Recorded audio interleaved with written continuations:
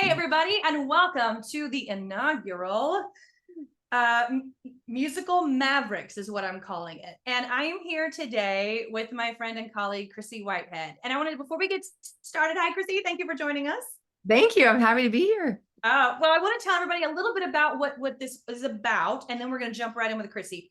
So this musical Mavericks idea is I wanted to interview people who are in the arts industry, specifically musicians and in the music theater industry, but also in the music industry, that are out there doing new creative things. Because I think that as artists, we all have that in us.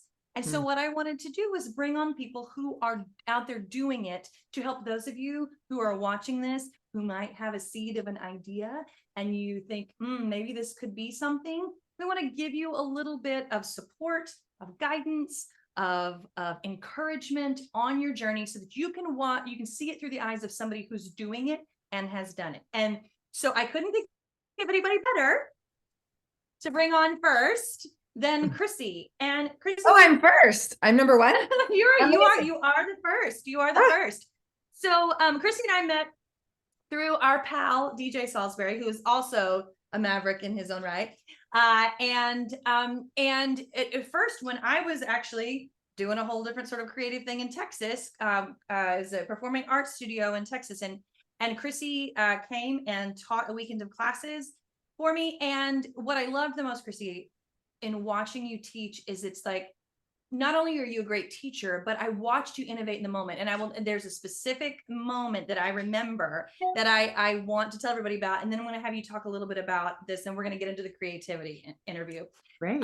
There was a moment where there was a young boy in a class, and you could tell that it was a dance class, but you could tell sort of like mom signed him up for it. And he wasn't really kind of into like dancing, but he kept asking you questions about, you were doing cats. And he kept asking questions about like, well, what if we made this over here like a boulder? What if this was and you clocked immediately like, oh, this kid, like, he might like set design. And so you gave him the job of like creating the space while you taught the others. And he was thrilled. And then like later on, I don't know if you know this, but he went on to the Junior Theater Festival, and like he took those classes in tech, and he did like the set design and all of that kind of stuff. And it was because you saw what his creative juice was. And so I think as a teacher, I mean, like as an educator, it requires a creative mind like that to watch a situation and go, okay, let me do this right here. And so anyway, that's it's forever a great memory of mine. Wow, thank And you for I thought sharing it that. I spoke don't. volumes. Yeah, no, I mean, you made a change for him. And Wow, so that's I cool. just, so I wanted to lead with that.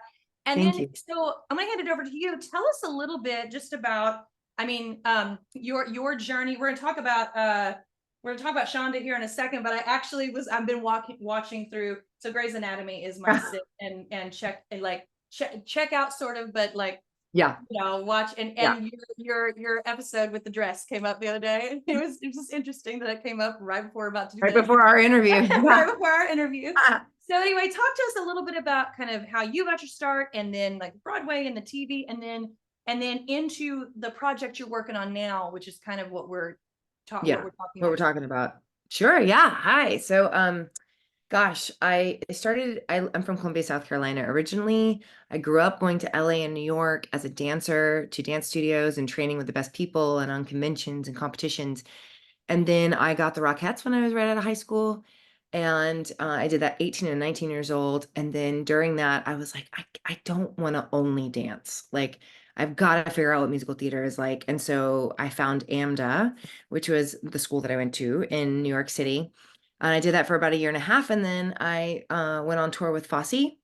And then I moved from Fosse with all this musical theater background. Now I didn't want to stay in New York. My mom thought I was absolutely bananas and was like, I want to go be an actress. She's like, wait, what? You've danced your whole life? Like, what are you doing? And I was like, I went to school for musical theater. I learned more about acting. I want to go out there and I want to try it. So I went out there at like 22 and stayed out there for from 2002 to 2014. But in the interim, lots of highs and lows, ups and downs, working really hard on my voice. I really still wanted Broadway. I went to school for that. And did a little bit of television here and there, tons of short films trying to learn about film and TV acting. And then I got Chorus Line on Broadway in 2006, which is also featured in the documentary Every Little Step. And then that was a beautiful dream come true. And then right after that, speaking of Grey's Anatomy, is when I got the Grey's Anatomy episode that people still know and watch because the show is still going, because that was 2004. I was like season 4 and it's on like 20 something.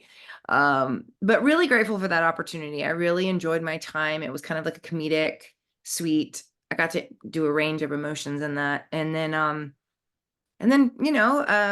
back and forth, and ended up doing a lot more television after sticking with it for such a long time.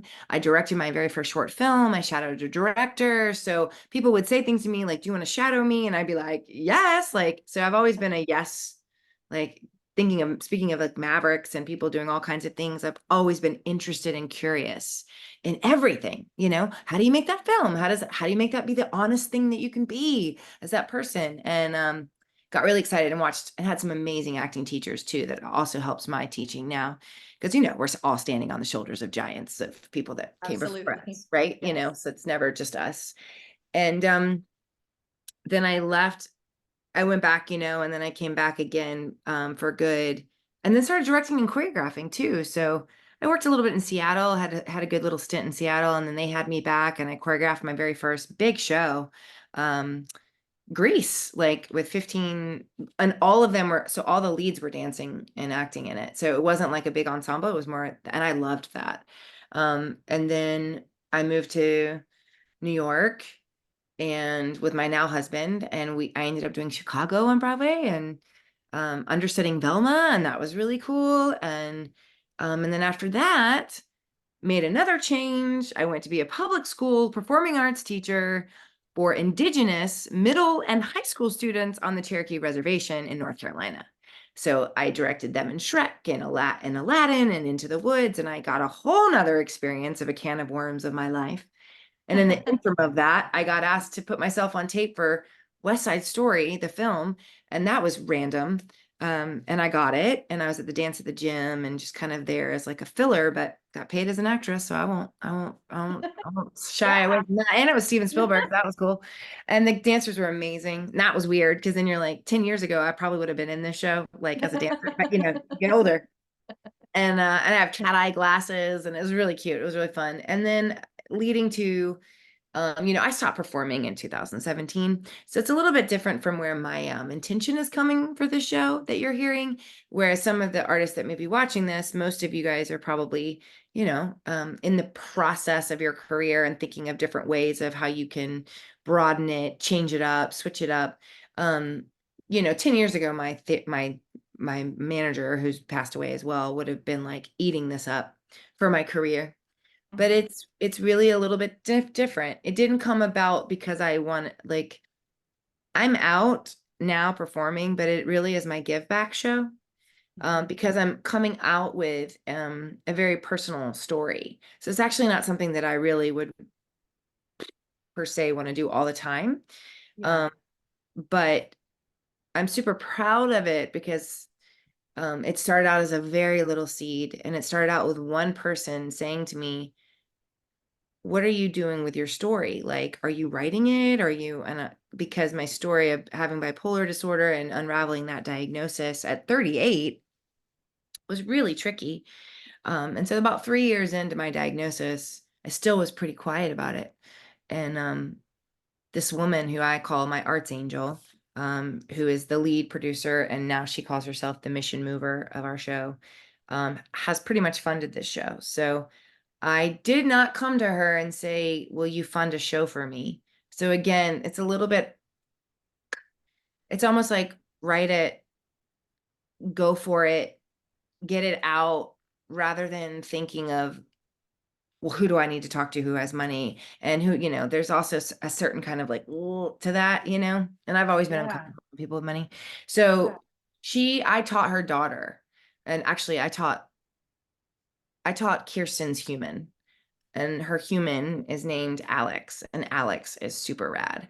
And Kirsten loves her human and loves Alex. So, and I do too. They are wonderful. And so anyway, I think that that's what happened. And so it kind of started a small seed, and Kirsten was like, "Well, what would this take for you to do?" And I was like, "Kirsten, this would be a big deal." Like I was like, kind of like, this would, I would not do, I'd have to do this right. Like I'd have to pay my director. I was like, depends on what age and where everyone's at, right? Like if you're young and you're in your 20s and you're like, I can't pay anybody anything. Well, all of you guys can get together, but I would say find the people you trust and love the most that is really good with directing, is really good with music direction and orchestrations or whatever. And so she gave us money to do 2 readings that year. So we just started it. I just wrote it, and then I had a deadline, and I had to be in a rehearsal with those 3, and we all got paid.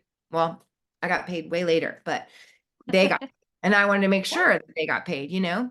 And Yeah. because the first time I was just like, I don't know what this is going to be. All I know is that I do have to have a deadline.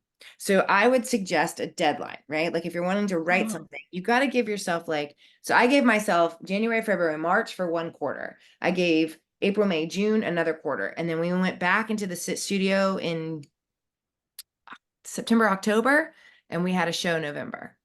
And we did it. And that was really cool. So that's where I'm at. So I am now, not only have I been an actress and a singer and a dancer, but I'm now an author and a producer and a general manager and a business owner with Broadway Arts Community. And now we're adding on a sector, we're adding a new business, a new nonprofit. That's So isn't amazing. that fun? Yeah. That is So there's a amazing. lot going on. There's a lot going on, Yeah, well, but that's it's what fun. launches us right into these. There's like 3 questions that Great. I want to ask every one of our Mavericks that comes through. But before we get started, I do want to comment specifically on something that you said on deadlines, and that I feel like Mm, I have learned that for myself too on mhm. creative work, because there's something in me that can postpone it, and it may just be, as you know, who knows what it is. It could be like It's in all of us. It's in it's all in of all of us. us, right? It's like, Yeah. well, I need to do this first with the business, right? I need to teach this, and it's like, and I have realized that I thought I have a song I'm writing, and I had the first verse, and it's solid, and I need to work on the second verse, and I finally thought, if I don't schedule a session with my coach on writing, I'm not going to write this second verse. So it's on the books for next week, so that I have to sit down at the keyboard this weekend and figure out where I'm going with my second verse and bridge, because I know myself well enough to know that if I don't do that, that second verse will not get written. It just won't.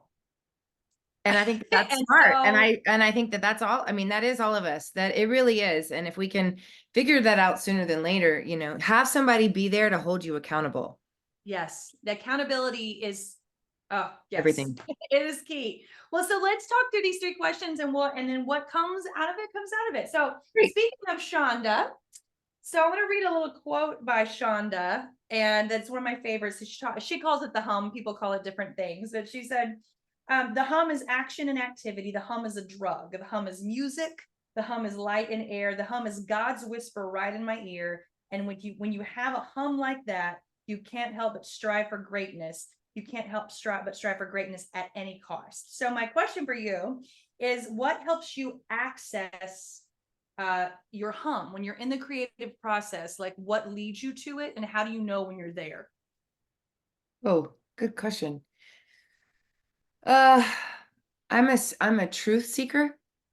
So, always have been. And I've been really trying to figure out what this is that I have, and I still do. That's why the show that I wrote is called In My Own Little Corner, My Work in Progress with Bipolar Disorder, because it is a work in progress, because there's constantly learning stuff. So I think that the truth puts, like when I'm seeking the truth, and then how do I go about in writing the truth is super important. And how do I know that I'm in it? I got to be honest. You know that you're in it when you're losing time. Like, Mm. like I don't remember how I wrote this show. I don't even remember how finagled. I mean, I know it was tons and tons, and I'm gonna say I also had help. I mean, Ken Cherniglia is the dramaturg for Hadestown, actually, and he's my dramaturg. Mhm. So, and how I got him was random through Kirsten, and he is, and like he helped me understand what his job is, which is like a suggester. Like he comes in and he sees the script and he asks the questions like, well, why are we saying this? What are we doing that? And there's just like suggestors. So he helped me kind of like really skillfully craft, which, because that's not my job as a writer. Right. Like I'm a first time writer, but I am writing my life. So I do know that. So I would say I think it felt much better when I got help that I knew was also looking, again, somebody else to hold me accountable. Yeah. And when I was doing it in my sessions, and then I would look at his comments because we'd be on the same Google Drive doc. Yeah, I would just, it's being in that present moment. It's not worrying about what this is going to be or what this is going to look like.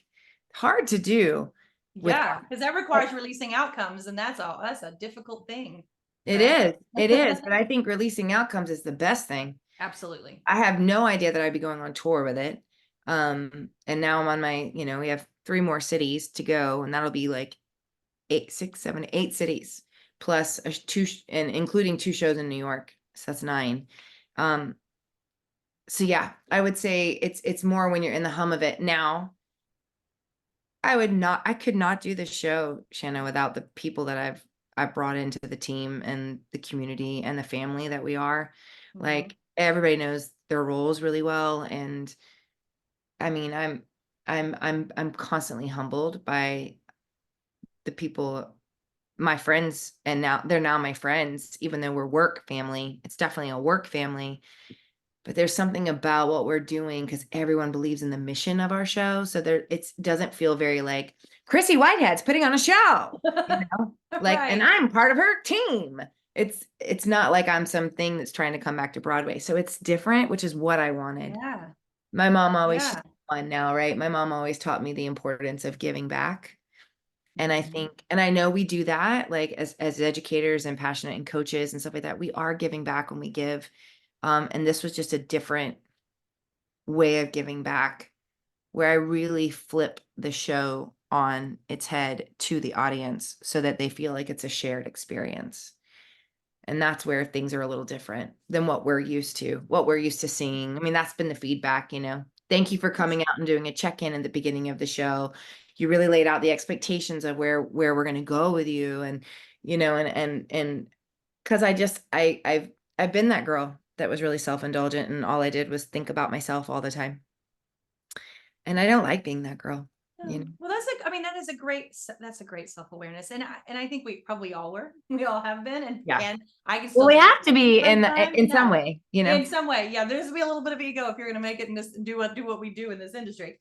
I do love too. I feel like, you were talking about your team that you assembled. I do think like that cannot be overstated, and how important they are in helping, like the hum shows up more when I got people on the team that I can trust, and like they've got this so that I can be here. And it's amazing. Well, let's talk a little bit about, before we got on live together, we talked for just a split second about this. So let's talk about like resistance, our resistance in our creative work, our resistance when we bump up against it, when we bump up against the thing that we fear. I went to see Audra McDonald in concert about a month ago or so, and she was doing an interview with it. And like she said, when I get the knot in my stomach and my heart starts racing, she's like, that is always an indicator for me to lean in. Like that's usually an indicator that that's the next thing I'm supposed to be Mhm. doing. So my question for you is like, how do you work through fear and resistance in doing a creative project, especially doing a creative project like this that requires a significant amount of vulnerability on your part, and a significant amount of openness and sharing? Like, how did you work through the fear that comes up with that, the resistance that comes Yeah. up with that? Yeah. Yeah, and like along the way. I mean, the first part answer to that would be that I was coming out with bipolar disorder. And actually, to this date, I have not heard of another. We've all been talking about this, that I'm like the first theater person to come out. There's no, like, you may know people that are, but no, people have not come out in such a public way about having bipolar. And so I think that fear, like, I mean, I remember when we first put it out there on social media with the thing, and I was just like sweating bullets. I was like, what are people going to think of me? Are people not going to hire me because of this? You know, I was just now starting to direct and choreograph more. And I'm not going to lie, like, I haven't had any calls since this has happened. And so that's interesting. You know, that could very well be without even people saying it, right? Because they can't really. But as for a director and choreographer for work, so that was fearful. And then I think you just get to a point where you're like, it's all about the truth. Like, the truth is this.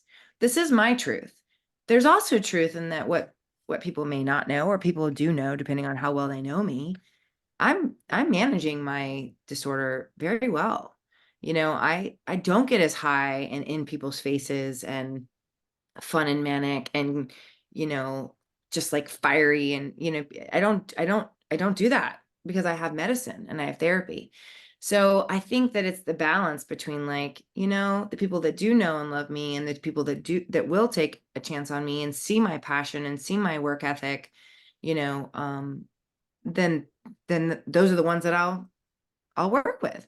But so that's, I mean, I don't know how. You just walk through the fire because it's the right thing to do. So I guess if you ask yourself, and then what's the right thing to do, right? Maybe it's the gut punching thing to do, of like, because it felt free. No, it feels free. I have done I don't know how many podcasts I've done where I'm literally just talking about it like it's not a big deal, because it isn't. But I really try to take, I am not the poster child for this. I am not claiming to be the poster child, but I really try to take care of myself in ways that I never did before I got diagnosed. And I notice a difference. I can look back and look at the Chryssie that was like scattered all over the place and fun sometimes, you know, but I like feeling a little bit more grounded and that kind of thing. So that's one answer to that.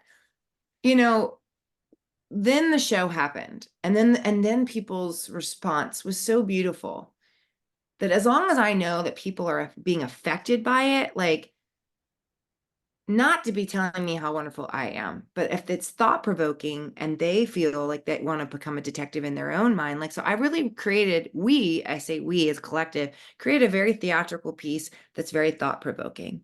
And so I'm very proud of that.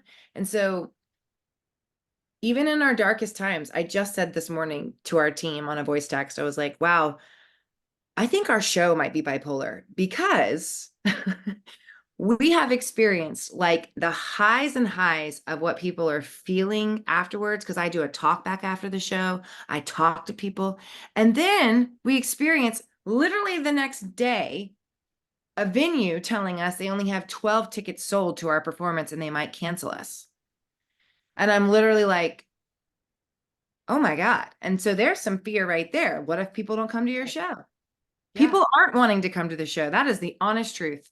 People, for whatever reason, maybe they see bipolar disorder in the title and they're like, nope, no, thank you. Don't need to go to that. And I understand that. But then I understand that. And, you know, to the point where that fear made me start to change the title.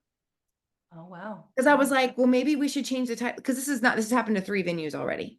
And we're already getting it to another one. And we're like fighting tooth and nail and spending more money as a production company just to get the word out and get marketing, just to get, like, we probably had 90 people at the California show out of like a 300, 400 seat theater. You know, same thing for Madison, same thing for Bloomington. It was small. What do you do with that? Do you take that and go, oh, I suck and nobody likes me and nobody's coming to see me and my ego gets hurt? Or you go, you know what? I'm still doing the show. Whoever is in that audience is going to get the message. And it's just ripple effects of change. Because the main thing I'm trying to get across to everyone that I feel like I've learned, and I'm just like, hey, food for thought. When we take care of our brains, because everybody takes care of their face. Everybody takes care of their facial care, their body. They're going to the gym. If we really get like woken up to take care of what we can do for this, then we actually are taking care of each other. Yes. And so that's just kind of like where I'm at as to why it keeps me going. So what's your why? I guess to full circle back on that moment, what is your why? Why are you writing this? Why are you performing this? If it is for you to just have a place to express yourself, great, but then go deeper. Why? Because that is to get the accolades is not going to sustain. It Hmm. won't sustain. No, It you, doesn't yeah, sustain. Do you know what I mean? It so doesn't. I do, I do, I I know do. you do. I know you do. Yeah. Well, and I just want to take a moment and say, like, I think what you are doing is exactly what is needed. And I think that it is brave, it is courageous, it is the kind of art that I want to see. It's the kind of art that I want to support. It's and I think, thank goodness for people like you who will be fearless with this, because there are people out there, I'm sure, that were living kind of hidden because they didn't think, I shouldn't let people see this. And when they see someone like you willing to come forward and go, this is just part of who I am, and here's how it works, and I'm working with it, then it it gives everybody else permission to do the same thing. Yes. And I Yes. feel like that, I mean, art does lots of things, but I think that that's one of the best things that it does, is it gives us all permission to be seen and see each other. And so I just greatly appreciate that you do that. Thank you. It's my Well, my pleasure. third and final question, and we'll wrap this up, because I could talk to you all day about this, but I Me want to too. be Me too. respectful of your time. So who are, you can either say resources or people, but like, what are two or three things that inspire you? Like, is it a book? Is there a podcast? Is there a person? Is it taking a walk? Like, what when you're pouring out and you're pouring out and you're pouring out, what do you use to To get it. refill the well, to refill that creative well, so that there's more that keeps pouring out? So what inspires, while you're busy inspiring others, what inspires you so that you Hmm. can continue to give at the level that you are? Well, the first person that comes to mind is my husband because no one's perfect and no relationship is perfect. So I'm not sitting here saying all that because I hate that. But I do he's so steady and he just loves like a rock. And so he inspires me to love better Mm. because he's not a sensitive artist, passionate. I mean, he's a little sensitive, but not like me. So that's that having a partner or a best friend that you can really look to and go, golly, they inspire me. They make me laugh. They love really hard. That's inspirational to me. Coming home and being with him and recharging. Like I've been gone for 10 days just now, and I just got home yesterday. So that's one. And I think that's just can be, and then my business partner, Alexis, same thing. Like if there are people in my life that I'm really close to and that I love, um, she's my work wife. We call each other work wives.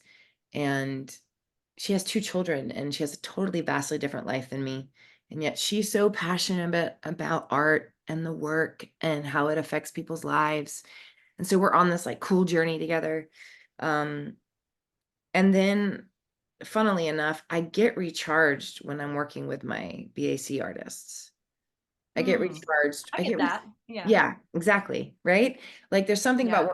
even though we're pouring out when we watch them, right? When something shines, like whether I'm coaching them on a song or and they're acting and they're finding their moments, or an audition, or even just being in dance class. And I try to create a safe, sacred space where everybody just feels like they can go back to their childhood and dance from that gut place. Mm. When I watch that, it's just like in cultivating a community of dancers and artists that are in this city and I'm inspired by these artists like that have come here to New York City just like we did. And we're watching them go through the EPAs and the da da da, you know, and I just get like, dear hearts, like you were doing it. You were doing it Yeah, right now. And I'm not doing it anymore, you know? So I'm like, I'm like, tell me, how's it going? yeah. It's a lot. Yes, I would yeah. say people that like the close-knit people. I mean, I do love podcasts and I do love all kinds of things. Sarah Blondin is a person that she was with me during my dark time. That's a voice, a podcast and a meditation teacher. My routines inspire me. My daily routines keep me recharged so that when I wake up in the morning, I do my ritual routine, I do my daily journals and my to love lists. And then I like try to stretch. Not do I do this all the time? No, but I try. You know what I mean? I just Yeah, try. I do. Yeah, So that's I just can't beat myself up. I just go, all right, like when I'm on vacation, that stuff can't happen. It just does not happen. So yeah, like all those things go out the wazoo, but when you're home, it's yeah, helpful. yeah, absolutely. Well, thank you. You're Like I welcome. said, I could talk to you forever about I this, but know. I appreciate the time that you gave, and Yes. appreciate the vulnerability and the honesty. And I'm so glad that there are people like you in this world doing things like you are doing. And so, what I want to close out with is give people a way to follow the show, to follow you, Yes. to where you're teaching, and like Yes. so. Tell us all the things about how we can be Find me. in the world I know. Of of Chryssie Chryssie. Whitehead. Of Chryssie Whitehead. Well, you can follow me at Chryssie Whitehead. I've tried, I'm trying to be better about it, but like honestly, email is so much better, but I still check my DMs. But Chryssie Whitehead and then imolctheshow.com is in my own little corner, theshow.com or eachlifehasitsplace.com. And then BroadwayArtsCommunity.com is the community of just really for artists 16 to professionals. I do private coaching, so does Alexis. Alexis is in Tampa. I'm here in New York City. And then I do these sacred space dance classes, and then we currently have a song coaching class. So it's just where I bring in one of my MDs I love, Mr. Matthew Stevens, and we work on your audition cuts, and then we just kind of, try to brush it up or help you for anything. If you're like, oh my God, I'm so new to singing, or I'm not, and I need to brush up my book, whatever. That's what we're doing. Song coaching class. We have a month session in April, and then I will be teaching at Broadway Dance Center and Steps. There's some spot dates that are coming up. I don't think about Steps quite just yet, but BDC I do. So yeah, I mean, I'm around. I'm around. And if you just at Broadway Arts Community, at IMLC the show, at Chryssie Whitehead, and that should be it. All That's right. a lot. That is a lot. That's a lot. And I'll try to make sure because when I do this on YouTube, I'll probably make sure that all that's in the description so Right. we'll link it and catch it. So thank you again so much You're for being welcome. the inaugural Ah, I musical love teacher. this. I had no idea. It's an honor. Thank you so much. Absolutely. And guys, go follow Chryssie, go check out the show. And please, please, please, if you have an inkling or an idea or a spark, Do something in it. your heart, in your mind, in your soul that needs to get out, start moving, just take the first step and you'll be shocked at what comes behind it. So Agreed. 100%. Bye. bye guys.